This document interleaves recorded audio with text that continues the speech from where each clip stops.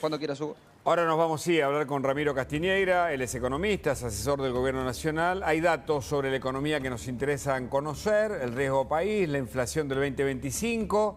Este dato es revelador, desde el 2018 que no ocurría, se perforó los 600 puntos, creo que arrancó 1.300 el gobierno de Milei, si no me equivoco, no me falla la memoria, y tenemos un dato. ¿Qué significa este dato? Vamos a hablarlo con Ramiro Castiñeira y por qué habla bien de la economía argentina del presente y nos permite tener una expectativa en este 2025. ¿Qué tal, Ramiro? ¿Cómo va? Buen año. Hola, ¿qué tal? ¿Cómo estamos? Buenas tardes, buen año. Justamente, explícanos por qué es relevante este dato de la baja del riesgo país. Bueno, primer punto es cómo se logró, ¿no? Es decir, esto es un reflejo del equilibrio en las cuentas públicas, de sanear el Banco Central, de sanear al Tesoro, de sanear al ANSES, de sanear absolutamente todas las instituciones públicas de Argentina que estaban completamente destruidas después de un desmanejo y un populismo brutal en absolutamente todas las cuentas públicas, que cuando lo nucleamos llegábamos a un déficit fiscal de 15 puntos del PBI y hoy está en equilibrio. Para que tengamos una idea que era 15 puntos del PBI, Ucrania en plena guerra este año está cerrando con un déficit fiscal de 19 puntos del PBI. Y Israel, por ejemplo, defendiéndose del terrorismo, está cerrando con un déficit fiscal de 9 puntos del PBI. Brasil, en el medio del populismo y ahora por la bicicleta que armaron con los intereses de la deuda pública, muy similar a lo que hizo Argentina con los intereses de las LELIQ, está cerrando el año con un déficit fiscal de 10 puntos del PBI. Acá, después de un año, se logra ahora equilibrio en las cuentas públicas, algo que no se logró en un siglo entero. Lo logró Javier Milei desde el primer mes de gobierno y, si querés, obviamente que lo mantuvo y lo más importante, puso en evidencia que lo que no se podía era absolutamente un relato, porque se lo logró Javier Milei desde un déficit fiscal que era equivalente a un país en guerra, a el equilibrio fiscal, que es la situación, por ejemplo, de economías como en Suiza, se logró nada más que en un solo año desde el primer mes de gobierno. Ahí está el gráfico. Ahí está. Explícalo, por favor, si sos tan amable. Mirá, acá tenés el resultado fiscal en el mundo con datos del FMI, cómo cerró el 2024. Ucrania con un déficit fiscal de 19 puntos del PBI, Argentina 2023 cerraba con un déficit fiscal de 15 puntos del PBI, Brasil con también un colosal aumento del gasto público y de los intereses de la deuda, muy similar a lo que hacía Argentina en el 2023, con un déficit fiscal de 10 puntos del PBI. Después tenemos a Israel, como te decía, 9 puntos del PBI. Después, una gran parte del mundo anda con un déficit fiscal de 2 a 3 puntos del PBI. ¿Y por qué? Porque si tu deuda es menos del 100% del PBI y vos tenés un déficit fiscal de entre 2 a 3 puntos del PBI y tu economía crece a ese ritmo, vos mantenés el ratio de la deuda estable. Y ahora fíjate los pocos países que son un puñado de países que tienen equilibrio en las cuentas públicas. Ahora está Argentina con equilibrio en las cuentas públicas, Suiza con un pequeño superávit de 0,6 del PBI y, por ejemplo, Noruega, uno de los países que ya hace 2 décadas que tienen superávit público y todo ese ahorro lo guardan en un gran fondo público.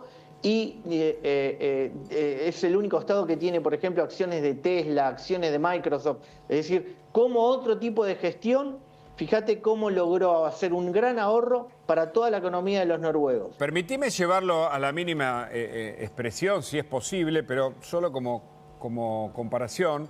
Suponete que esto fuera una familia y entonces la familia por primera vez gasta menos de lo que le ingresa. Sería eso, básicamente. Y tiene capacidad de ahorro, ¿está bien? Exactamente, y la verdad que está bien el ejemplo, porque en Argentina muchas veces hacen creer de que hay que ser prudente en las finanzas personales, pero imprudente en las finanzas nacionales, ¿no? De hecho nos decían, no, el Estado tiene que tener déficit para estimular el gasto, ¿no? El nivel de actividad, todos versos que lo único que hicieron que fue un colosal aumento del gasto público, claro, que terminaba con un financiado con expropiaciones, como puede ser los depósitos, las AFJP, YPF, o con mucha presión impositiva, como son las retenciones, impuesto país, impuesto al cheque, o directamente con mucha deuda pública. Desde el 2001 a la fecha, la deuda pública aumentó 360.000 millones de dólares de un poco más de 2 décadas, 300.000 tomó el peronismo, 60.000 tomó Cambiemos, y ahora con equilibrio en las cuentas públicas, ¿qué se logró? Empezar a bajar impuestos, se baja el impuesto inflacionario, se baja el impuesto país, se empezó a pagar la deuda, el Banco Central compró 22.000 millones de dólares ¿no? en las reservas, pero las reservas no aumentaron en esa magnitud. ¿Por qué? Porque tuvo que cancelar deuda por el equivalente a 30.000 millones de dólares. Claro. Mañana no, el 9, hoy es 6, el 9 se pagan 4.000 millones de dólares de deuda pública. Claro. ¿No? Y después, bueno, obviamente se bajó el impuesto inflacionario, se paga la deuda, Ramiro, se bajan los impuestos, es todo y acá el equilibrio fiscal, se apaga la maquinita y frenó la inflación. Claro. Sí. Ramiro, ¿cómo estás? Buenas tardes, Jean Libares te saluda. Un informe del JP Morgan leía esta mañana, obviamente propone qué es lo que puede ser el año económico para Javier Milei, y uno de los principales pronósticos que da es el tema de la salida del cepo, y que obviamente esto está supeditado a diferentes pasos, pero que uno obviamente es que se refuercen bien las reservas brutas de la Argentina, y en ese caso propone 3 teorías, las quiero compartir con vos: depósitos en moneda extranjera, ¿sí?, emisión de deuda corporativa externa y aportes de organismos multilaterales. ¿Qué de esto prevés que puede pasar y si es que se puede dar esta salida del cepo? A ver, primer punto, la salida del cepo va a venir en el 2025 porque el cepo era un espejo del déficit fiscal. Es decir, la economía argentina tenía cepo porque con el déficit fiscal estaban todo el día emitiendo, y después el Estado, que no quería que le coman las reservas, en consecuencia ponía un cepo, ¿no? Sí. Y después veíamos cómo en la continua emisión monetaria encima hacía una brecha que llegó hasta el 200%. Una vez con equilibrio en las cuentas públicas, se apaga la maquinita y en consecuencia ya se deja de emitir. Y en consecuencia el cepo empieza a dejar de tener sentido. De hecho, lo vimos tal cual como una brecha del 200%, ahora se transformó en una brecha de menos del 10%. Bueno, de en breve vamos a ver que empieza a dejar de tener sentido el cepo, y en el 2025, e independientemente de cuántas reservas tenga el Banco Central, se va a poder abrir, se va a poder sacar, se va a poder sanear el mercado cambiario en su magnitud. Para tener, principalmente para poder abrir el cepo, no se necesitan reservas, lo que se necesitan es equilibrio. Obviamente, mientras más saneado esté el Banco Central, mejor. Claro. Pero lo que más para estabilidad, ¿no? Menos posibilidad de corridas o de preocupación o de inquietudes. A propósito de esto, hay una nota que quiero que veamos juntos, que es la potencia para cambiar el curso de la historia, y la escribiste vos. Leo el copete o la bajada. Los logros del primer año de gestión del gobierno tienen la energía para salir del fracaso económico del último siglo. Se frenó la emisión, la inflación cae como un piano y en breve se podrá sacar el cepo. A ver, creo que acá, y justamente esta nota lo que hice en La Nación el domingo, es justamente tomar dimensión del momento histórico que está viviendo la Argentina. Javier Milei primero hizo la batalla cultural para entender cuál era el problema, hacer un diagnóstico acertado, ¿no? Y después, una vez que ya logró, después de la batalla cultural, logró el gobierno, y ahora está aplicando exactamente lo que dijo. Y está, si querés, en simultáneo y como en una crisis de mamushkas, está desarmando los dos modelos económicos que destruyeron a la Argentina. El primer modelo económico que se desarma del minuto cero es el famoso socialismo del siglo XXI, que es justamente el emblema del socialismo siglo XXI, como todo socialista, es la expropiación de los depósitos, la expropiación de los ahorros. Recordemos que el 2002 arrancó con depósitos. La expropiación de los depósitos. En el 2009 se expropiaron las AFJP y por lo tanto los ahorros de muchísimos argentinos. Después se expropiaron empresas como puede ser YPF. Entonces, todo eso, cuando uno suma todas las expropiaciones que hizo el Estado en los últimos 20 años, suma 120.000 millones de dólares, más de 20 puntos del PBI. Claro. Todo eso se empieza a desarmar, o sea, el socialismo siglo XXI. Y en simultáneo se está desarmando el famoso capitalismo de amigos, que es lo que imperó en Argentina el último siglo. ¿Para qué? Para que todos los argentinos recuperen la libertad y en consecuencia ya puedan comerciar. Mientras te escuchaba, pensaba, me retrotrajiste al kirchnerismo del 2003 sobre todo, y aquel viento de cola de la soja 600 que ayudó mucho al primer gobierno kirchnerista. Fíjate que este gobierno, y por eso te lo pregunto, no tiene un escenario internacional con viento de cola, hasta donde yo sé. Es decir, que es todo ajuste o recomposición de la propia administración central, ¿no? Lo que ocurre a nivel económico. Usualmente Argentina siempre es una máquina de perder oportunidades y justamente en este milenio, en estas últimas 2 décadas, cuando China e India salieron de la pobreza y generaron un montón de demanda de agroindustria y que favorecería a países como por ejemplo la Argentina. Si yo te digo, mirá, ¿sabías que en los últimos 2 siglos salieron de la pobreza 2.000 millones de personas? Vamos a limitarnos en la última década en particular, discúlpame.